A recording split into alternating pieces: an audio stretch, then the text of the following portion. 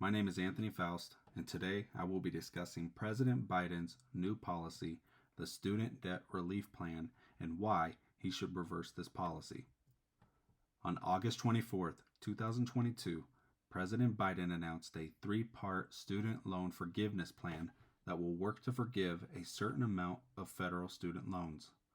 President Biden hopes to relieve American citizens from the federal student loan debt that has been impacting households across the country and was quoted, "All this means people can start finally to climb out from under that mountain of debt." He believes that a post-high school education should be a ticket to a middle-class life, but for too many, the cost of borrowing for college is a lifelong burden that deprives them of that opportunity. His administration has expressed concerns of the total cost of college that has nearly tripled since 1980 and that federal support has not kept up with the increase. In the past, Pell Grants would cover close to 80% of a 4-year degree, but now only cover a third of these costs.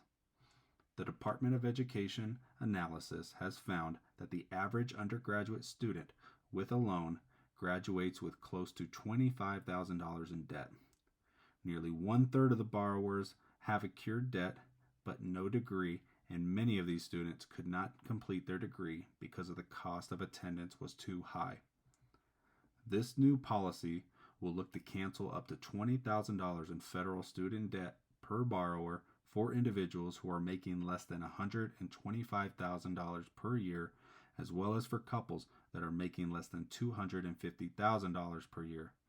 The new policy's goals are to provide relief to up to 43 million borrowers, target relief dollars to low and middle income borrowers, help borrowers of all ages, and advance racial equity. This new policy has been received with both positive and negative perceptions by the public. Those that like this policy feel that it provides a sense of relief to their families and their bank accounts.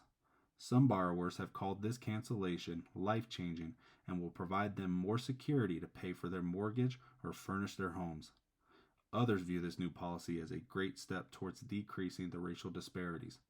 They report that there is a present racial wealth gap and have cited reports showing that black and other non-white borrowers end up with higher average loan balances than their white peers.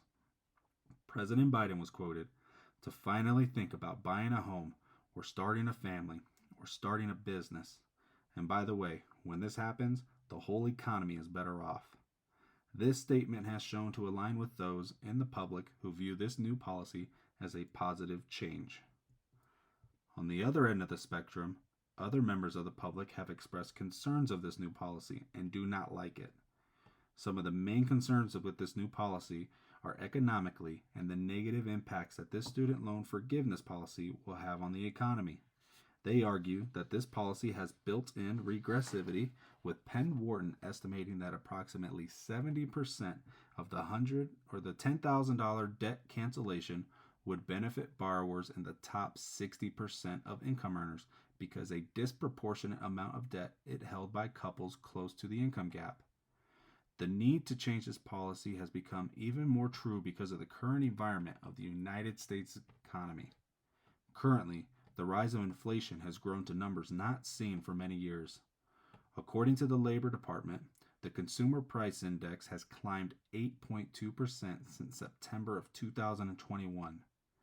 The Conference Board, a non-profit think tank that has provided trusted economic insights for over 100 years, now predicts a 96% likelihood of a recession in the United States within the next 12 months.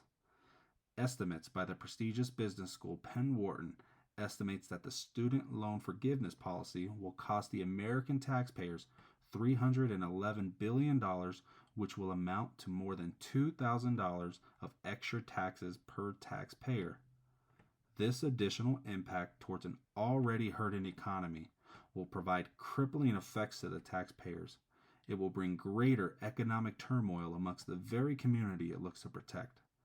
Because of these reasons, it is my recommendation to reverse the new policy and work on other, more impactful ways that we can help the educational community. Thank you.